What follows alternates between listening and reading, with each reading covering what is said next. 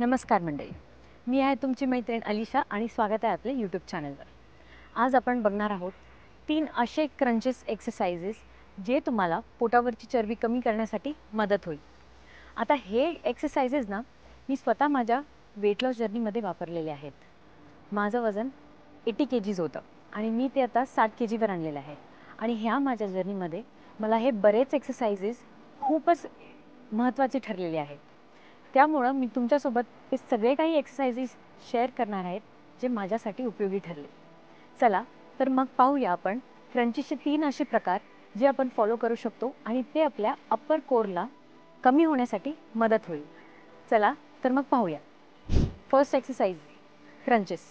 आता क्रंचेस हे खूपच कॉमन एक्सरसाइज आहे ज्याने करून आपला ॲप्स कमी होतो, पण हे जर तुम्ही चुकीच्या प्रमाणात केला तर खूपच अवघड ठरेल किंवा तुम्हाला पेन वाढेल।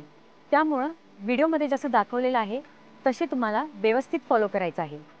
हे तुम्हाला 3 सेट्स करायचे आहेत 20 रिपिटेशन्समध्ये। आता आधी तुम्हाला खूपच पेन होईल, तुम्ही 10 रिपिटेशन्सनी स्टार्ट करू शकता।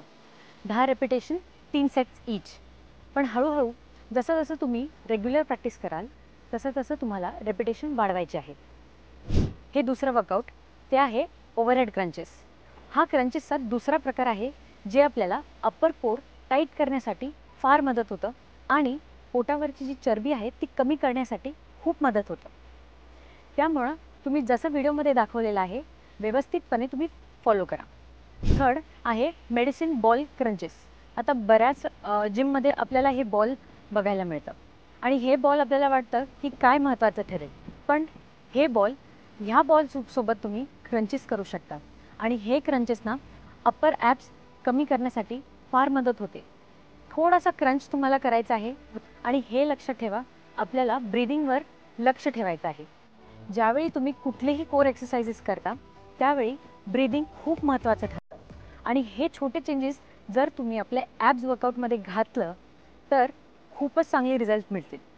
आता हे वर्कआउट तुम्हाला करायचं आहे 20 रेपिटेशन 3 सेट प्रमाणे। हळूहळू तुम्ही ते 20 रेपिटेशन्स वाढवू शकता किंवा तुमच्या आवडीनुसार कमी सुद्धा करू शकता। तुम्हाला जर हा व्हिडिओ आवडला असेल तर लाईक, शेअर आणि सबस्क्राईब करा। काही विचारायचं असेल तुम्ही कमेंट सेक्शनमध्ये विचारू शकता। हे 3 वर्कआउट तुम्ही फॉलो करा आणि मला नक्की रिझल्ट कमेंट सेक्शनमध्ये सांगा। तोपर्यंतसाठी नमस्कार।